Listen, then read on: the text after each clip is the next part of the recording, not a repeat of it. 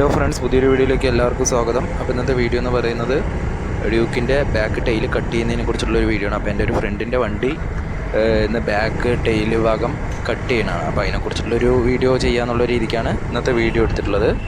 അപ്പോൾ നമുക്ക് നേരെ വീഡിയോയിലേക്ക് പോകാം. അപ്പോൾ ആദ്യമായിട്ട് പോണത് ഞങ്ങൾ വർക്ക്ഷോപ്പിലേക്കാണ്. അവിടെ ഒരു ചെറിയൊരു മോഡിഫൈ ചെയ്യാനുണ്ട്. ചേസിൻ്റെ ഭാഗത്തായിട്ട് 2 ക്ലാമ്പ് ഉണ്ട്, അതൊന്ന് കട്ട് ചെയ്യണം. അപ്പോൾ അതൊന്ന് കട്ട് ചെയ്യാനായിട്ടാണ് പോണത്. അത് കഴിഞ്ഞിട്ട് ഡീറ്റെയിൽ ആയിട്ടുള്ള കാര്യങ്ങൾ ഞാൻ പറഞ്ഞുതരാം.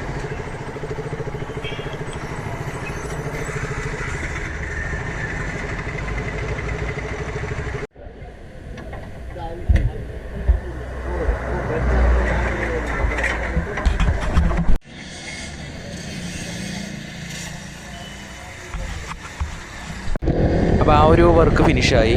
ആ 2 ക്ലാമ്പ് ഭാഗങ്ങൾ കട്ട് ചെയ്തു. അത് ഞാൻ വീട്ടിൽ പോയിട്ട് കാണിച്ചു തരാം അത് ഏതാണ് കട്ട് ചെയ്തതെന്നുള്ളത്. സാധനങ്ങളൊക്കെ അവിടെ അഴിച്ചു വെച്ചിരിക്കുകയാണ്. പിന്നെ അതുപോലെ തന്നെ ആ ബോഡിയുടെ ഫൈബർ ഭാഗം ഞങ്ങൾ ഫൈബർ പാച്ചിങ്ങിന് കൊടുത്തിരിക്കണം. അതെന്താണെന്നുള്ളത് ഞാൻ ഡീറ്റെയിൽ ആയിട്ട് പറഞ്ഞു തരാം.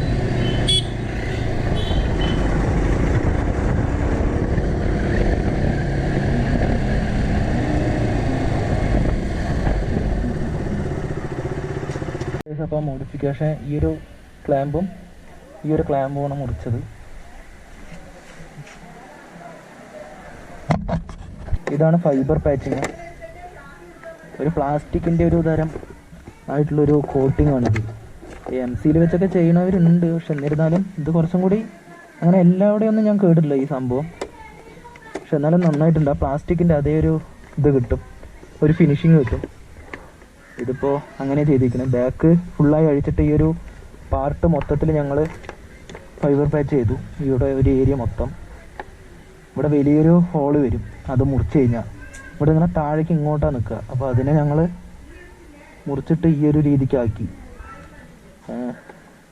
ഈ ഒരു ഫിനിഷിങ് കിട്ടണമെങ്കിൽ ഇങ്ങനെ ചെയ്യണം. അതുപോലെ തന്നെ ചേസിലൊരു ചെറിയൊരു മോഡിഫൈ ചെയ്യേണ്ടി വരും. ഒരു താഴേക്ക് ഈ ഒരു ഭാഗത്തേക്കായിട്ടൊരു സ്ക്രൂ വരുന്നുണ്ട്, അത് ഹോൾഡ് ചെയ്യുന്ന ഒരു ക്ലാമ്പ് അവിടെ നിൽക്കുന്നുണ്ട്, അതിനെ കട്ട് ചെയ്യും. എന്നിട്ടാണ് ഈ ഒരു രീതിക്ക് ഈ ഒരു വലിയ ഹോളാണ് വരിക. ആ ഒരു ഏരിയ മൊത്തത്തിൽ ഫൈബർ പാച്ചിങ് ചെയ്തിട്ട് ഒരു പ്ലാസ്റ്റിക്കിൻ്റെ തരം ഒരു സംഭവമാണ്. അപ്പോൾ അത് ചെയ്തിട്ട് വെച്ചത്. അപ്പോൾ ഇത്രയാണ് ഈ ഒരു ഇത് ചെയ്യാനുള്ളത്. ഈ ഫൈബർ പാച്ചിങ് ചെയ്യണത് നിങ്ങൾ അന്വേഷിക്കുക. ഏതെങ്കിലുമൊക്കെ ഒരു പെയിൻറ്റിങ് കടയിൽ അന്വേഷിച്ചാൽ, അവിടെയൊക്കെ ഈ പോളിഷ് കടയിലൊക്കെ അന്വേഷിച്ചാലാണ് ഈ ഒരു സംഭവം കിട്ടുക. ഇല്ലാണ്ട് MC-യിൽ വെച്ച് നിങ്ങൾക്ക് ചെയ്യാം. അത് ഇത്തിരി ചിലവ് കുറവുള്ളൊരു സാധനമാണ് MC-യിൽ. അപ്പോൾ അങ്ങനെയും ചെയ്യാം. അല്ലെങ്കിൽ പുട്ടിയിട്ട് ചെയ്യാം. പുട്ടിയൊക്കെ ഈ വെള്ളം തട്ടി അല്ലെങ്കിൽ കുറച്ച് കഴിയുമ്പോൾ പോകും. അതിനെക്കുറിച്ച് എനിക്ക് കറക്റ്റായിട്ട് അറിയില്ല, അത് ചെയ്തവരുടെ അടുത്ത് തന്നെ ചോദിക്കണം.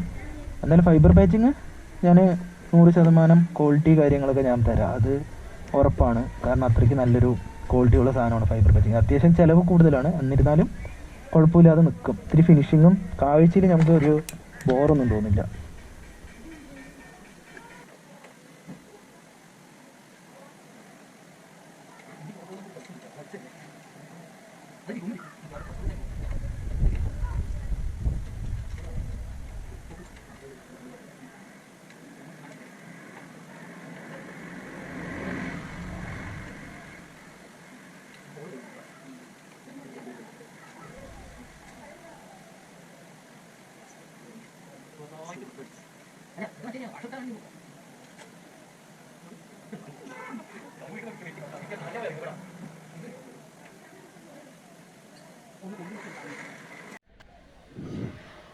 ഫൈനലി വർക്കെല്ലാം കഴിഞ്ഞു.